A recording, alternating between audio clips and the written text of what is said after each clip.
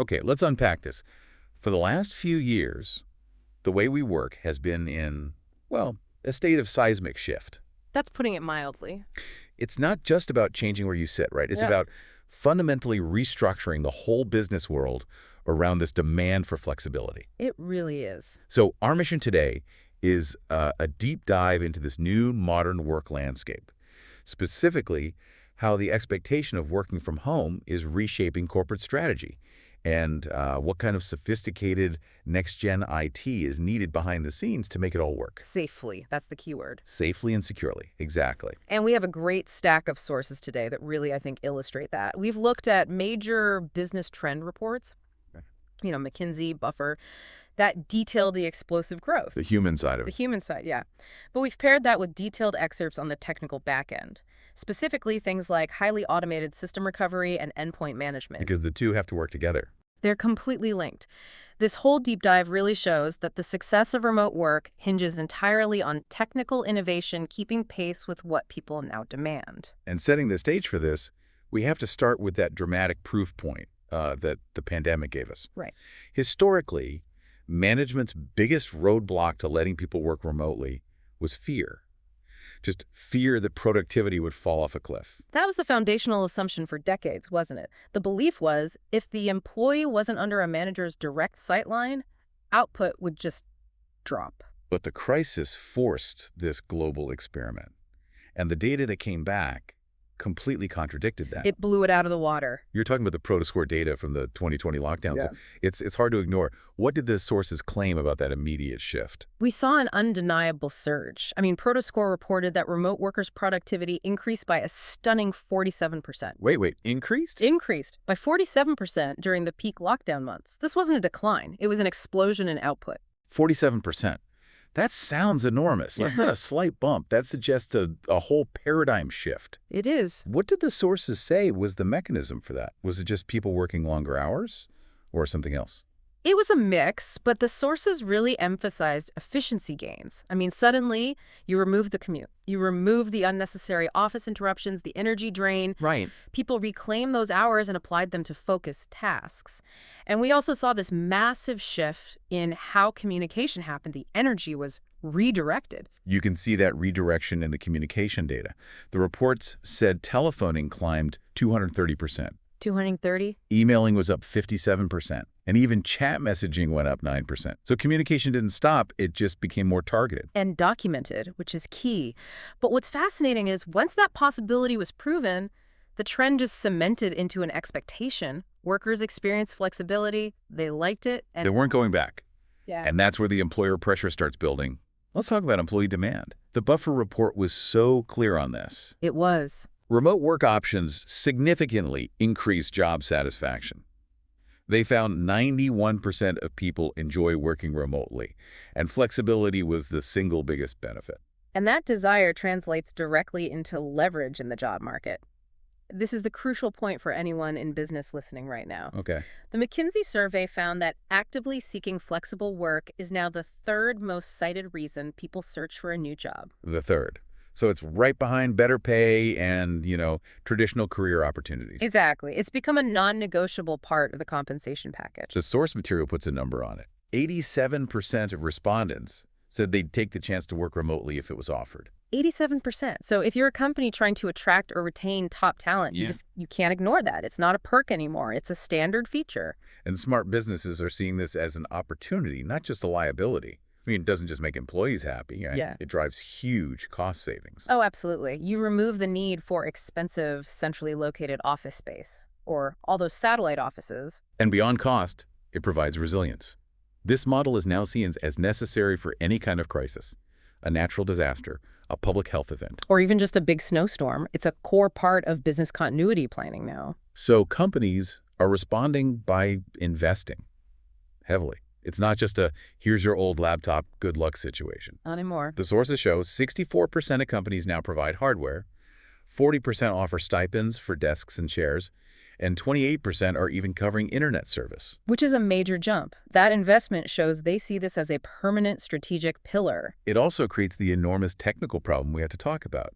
The second you disperse your workforce, you lose control of that device. Exactly. You lose that easy control and security. That's the challenge. When you have thousands of PCs spread across home networks, coffee shops, slow VPNs, the job for IT shifts from managing an office to managing, well, the globe. And the problem isn't just connectivity, it's control, compliance, and the cost when something goes wrong. Right, so if an employee's PC crashes or gets hit with ransomware, the traditional solution is slow and really expensive. Incredibly inefficient. IT either spends hours trying to remote in over a week home network, or they tell the user to physically ship the hardware back. Which takes days. Yeah. And that employee is doing nothing, just locked out of revenue-generating work. So the real cost isn't the shipping fee, it's the lost revenue and the potential security breach while that device is in limbo. Absolutely.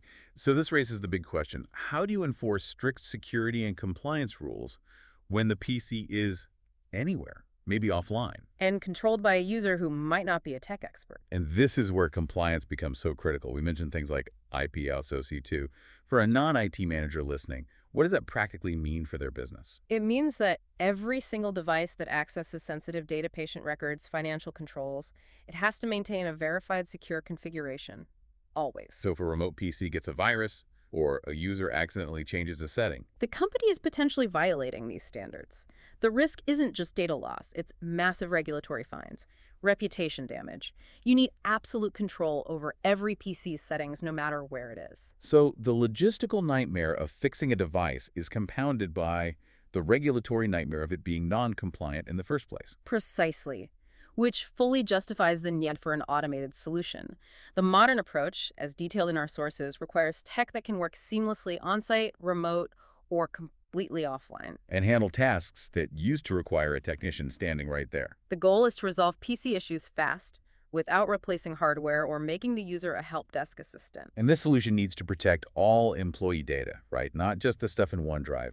We know people save things to their desktop. That's right. Those personal settings, that local data, it all needs to be managed, protected, and restored flawlessly.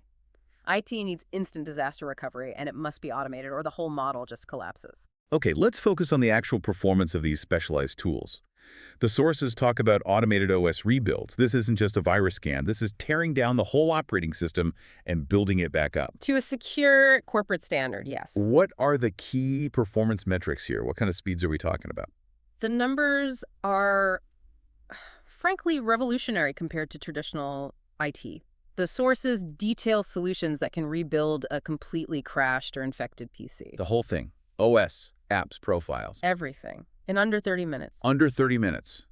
To take a bricked laptop and make it a fully functional, ready-to-work system. And for specific events, like rolling back a bad software update, they claim it can happen in under 15 minutes. We are talking about slashing downtime by over 80%. Okay, if we're being cynical, we might say, sure, 15 minutes. But what are they sacrificing? Are they just slapping on a generic image and making the user reinstall everything? And that's the key point we need to dig into. If it was just a generic image, productivity would still be shot. The sources stress that the technology's effectiveness is in its ability to capture the personalized user profile, the settings, the local data. And then restore it seamlessly onto the new, clean OS. Exactly. So the speed enables this ultimate cybersecurity defense. If a device gets hit with ransomware, you don't fight it, you just eliminate it. You wipe and rebuild from a known, clean state. It's the ultimate nuke and pave strategy, but done digitally and automatically. You remove the threat at the root and rebuild the whole system in minutes. That speed completely changes the logistics of managing remote teams. So this zero-touch model, it eliminates those costly desk visits, the shipping. It creates a self-service environment. This supports two huge use cases. First, zero-touch provisioning for new hires. You ship a new laptop to their house, they plug it in, and the system builds itself. Without a technician ever touching it. And second, it allows employees to trigger or repair themselves if they run into any issue. And crucially, the sources mention this works even with bad internet or over a slow VPN using an offline deployment method. Yes, that solves the geographical problem. The person in a remote cabin with spotty Wi-Fi is still covered. Which is vital, because if the fix requires a massive 50-gigabyte download, the solution fails in the real world. It does. This allows the system to execute the rebuild using localized data stored right on the device. It minimizes network dependency. Now let's talk about the security architecture. Yeah. You mentioned zero trust. If you're rebuilding a PC that fast, How do you guarantee it's safe before letting it back on the network? That's where zero trust becomes mandatory. It means exactly what it sounds like. Never automatically trust any device. Ever. Even if it was trusted 5 minutes ago. Especially then. The system has to verify that the device meets every security requirement. Is the firewall on? Is encryption active before it can access corporate resources? And these tools automate that check, aligning with mandates like SOC2 and FIPS. Absolutely. The automated rebuild ensures that alignment because it enforces the corporate golden image instantly. FIPS, for example, which is critical for government, guarantees crypto modules are secure. This system guarantees that alignment every single time. It eliminates human error. So the system is secure by design, but we have to circle back to the user experience. The thought of losing all my personalized settings during a 15-minute system overhaul is terrifying. And that is the single most important detail. This is Yeah. what makes it work for the end user. Mhm. The user data never leaves the device. Doesn't go to the cloud. No.